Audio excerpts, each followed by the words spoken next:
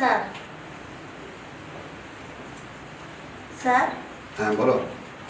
আমাদের বিয়েটা কি করলেন?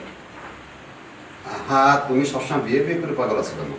স্যার আপনি বিয়ে করবেন দেখে তো দেখেন আমি আগের থেকে শাঁখা সিঁদুর পরে বেড়াচ্ছি। হ্যাঁ, তোমাকে বিয়ে করবো না করবো কাকে? তুমি এখন যাও, দেখো রোগীর কি অবস্থা, ওর কথা পরে জবাব দেবো। যাও। রোগী তো অনেকগুলোই আছে বাইরে। হ্যাঁ, আমি কাজ করছি দেখছো না, পরে শুনবো। তুমি যাও, রোগী পাঠাও।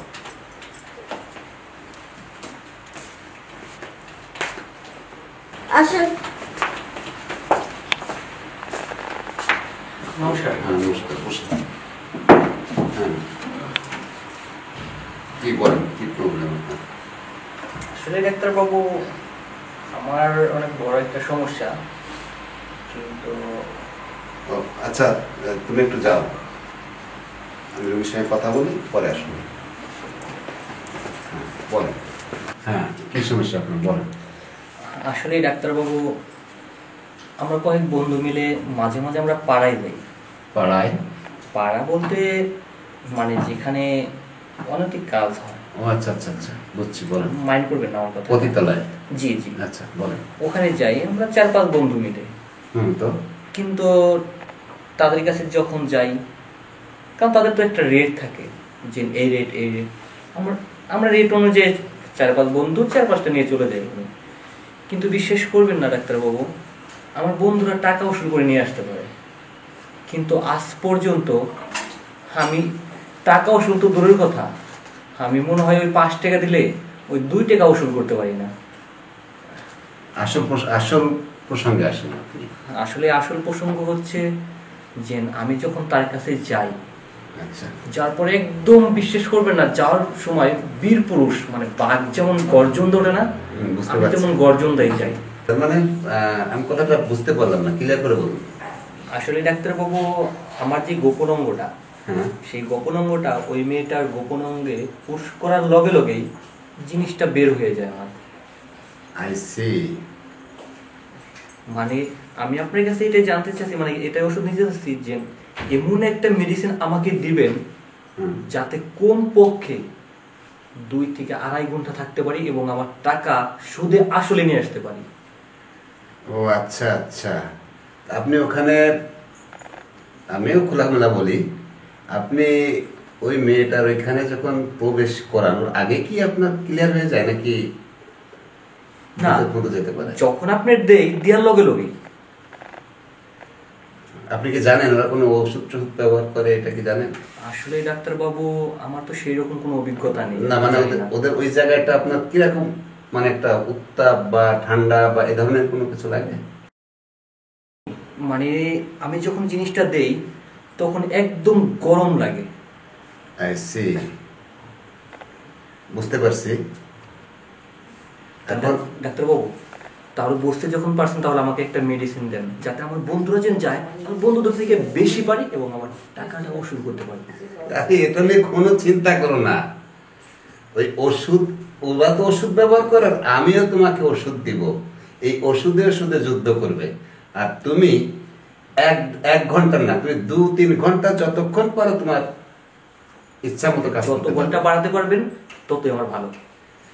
আমি তোমাকে দিয়ে দিচ্ছি, তুমি কোনো চিন্তা করো না। এই প্রেসক্রিপশন দিয়ে আমার সামনে ডিসপেন্সারি আছে, বাইরে ডিসপেন্সারিতে যেও না, এরা ওষুধগুলো বাইরে পাওয়া যাবে না, ও দিয়ে দিবে, ঠিক আছে? আর তারপরেও আমি বলি যে ওদিকে না যাওয়াটাই ভালো। না ডাক্তারবাবু, আমি বাড়িতে একবেলা ভাত না খেয়ে থাকতে পারবো, কিন্তু ওখানে যাওয়া ছাড়া আমি থাকতে পারবো না। তোমাকে এবার আমি বলি, এই ওষুধ আমি নিজেও ব্যবহার করি, বুঝলে?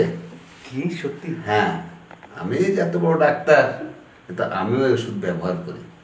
তোমাকে দিয়ে দিলাম, তুমি পরে আমাকে ফলাফল জানাই। হ্যাঁ ঠিক আছে, তাহলে তার আমি আর আপনি সমান সমানই। এই ওষুধটা আমার ডিসপেন্সারি থেকে নেবে, হ্যাঁ, বাইরে এটা দিবে না তোমাকে।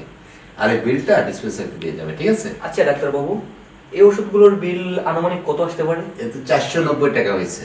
মাত্র 490 টাকা? হ্যাঁ।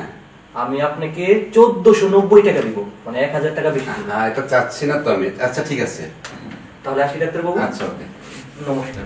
নমস্কার।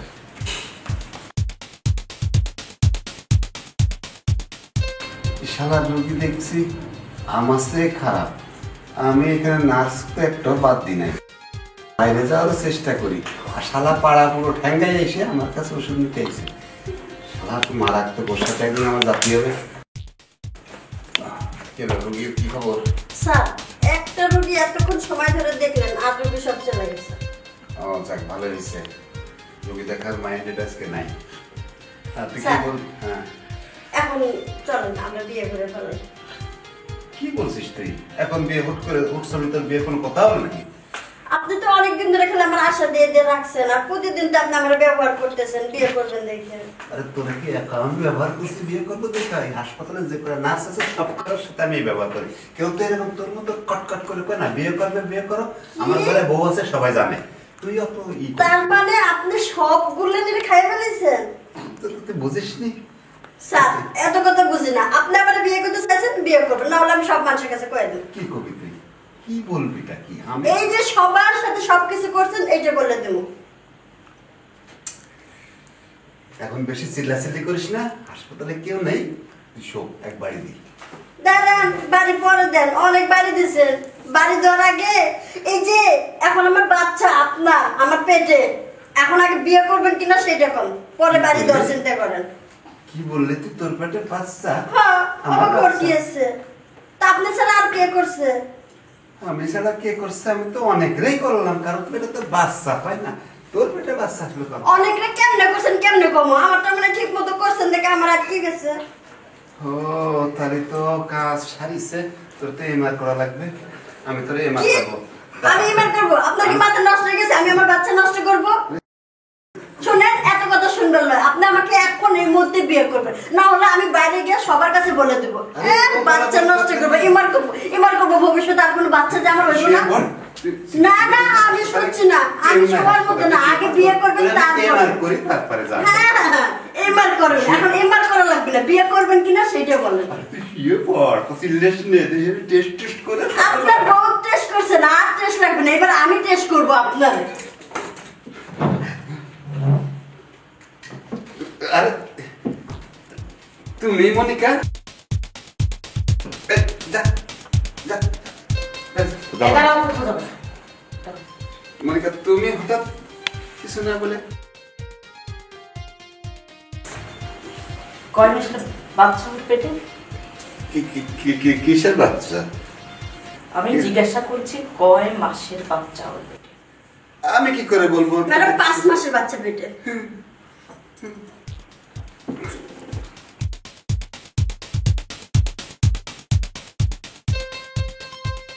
আমি জিজ্ঞাসা করছি কয় মাসের বাচ্চা ওর পেটে? আর আমি ওর পেটের বাচ্চা কয় মাসের আমি জানবো কিভাবে? কি বলবো উল্টো পাল্টা? ম্যাডাম মাথা কি ঠিক ও আছে? স্বীকার করবে না, আমি বলতেছি 3 মাসে আমার পেটে বাচ্চা। 3 মাসের বাচ্চা? আর এই বাচ্চাকে তুমি এমআর করতে যাচ্ছিলে? তুমি কি ডাক্তার না ডাক্তার নামের কসাই? হ্যাঁ, তুমি কি বলছো? একই তো অবৈধভাবে বাচ্চা বাদিয়েছো, এখন আবার ও লাইফ রিস্ক নিয়ে ওকে এমআর করতে দিচ্ছ? তোমার লজ্জা করে না? তুমি এর ভিতর মাথা গলাচ্ছে কেন? কে বাচ্চা দিচ্ছে? কে কি করছে? মনিকা, মনিকা শান্ত। অসভ্য, ঠক, প্রতারক, কিসের কব্য ছিল? হ্যাঁ, শান্ত নার্স দেখবে ডাক্তার। নির্লজ্জ করি তোমার নার্সের সঙ্গে তো বাদিয়েছো, আবার নার্স নার্স করছো। দেখবে দেখবে ম্যাডাম শুধু আমি না, এই হাসপাতালের যতগুলো নার্স আছে সবগুলোই শেষ। না না না না না না না মনিকা, বিশ্বাস করো। শেষ মানে? ভগবানের দিন সবার কাছে একই অবস্থা করে ফেলছে।